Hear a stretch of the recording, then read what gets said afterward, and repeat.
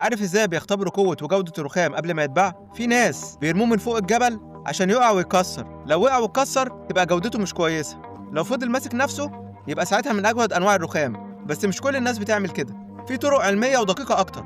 أول حاجة بيعملوا فحص بالنظر عشان يشوفوا لو في أي شروخ أو عيوب في اللون أو الشكل.